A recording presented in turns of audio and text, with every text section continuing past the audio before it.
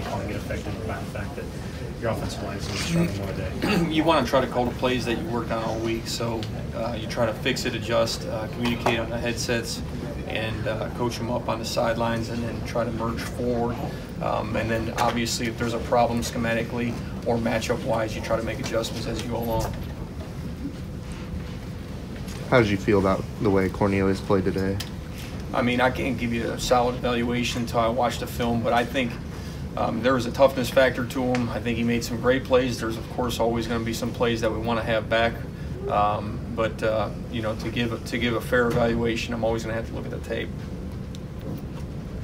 Tylen is a guy who hasn't really dropped a pass all year, and then he drops that one in the fourth quarter on a drive that you guys could have possibly taken the lead. How frustrating is that to know that he hasn't made that play all year?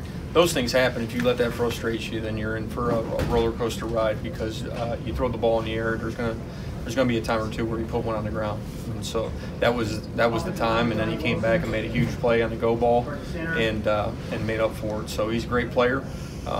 Even Jerry Rice dropped the ball here and there. So it's move on to the next play. Mike, what was your conversations like during the game with Taylor? It seemed like pass blocking hadn't really been a super big problem. He was just, getting flushed out a lot. What were your conversations like as the game went on? Well, just stay with it, talking about what's going to come down the pipe, what are our next thoughts, what they give us, what are our next plays going to be to help prepare him and to make any adjustments that you need to make. He seemed to, scramble pretty well. Yeah. Get out and move pretty well. Were you pleased with at least trying to make as much out of plays as he could? He's always going to play his tail off, and he's always going to try to give his guys a shot. The first touchdown, reflecting back on that, was a great play by him. Didn't have anybody open, broke right. They were playing more coverage on that particular play, and scrambled, made a play with a guy in the end zone. And when you scramble and you extend plays, you got to be careful not to turn the ball over. There was one late. I think he forced in there.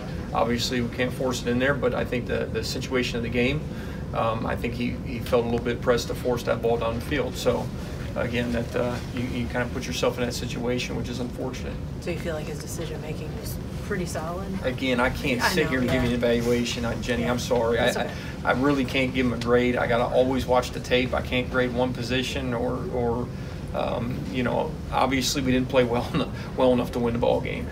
So for me to sit here and say he played great, we didn't win. So if you don't win, there's always a reason, and there's room for improvement, and that goes all around.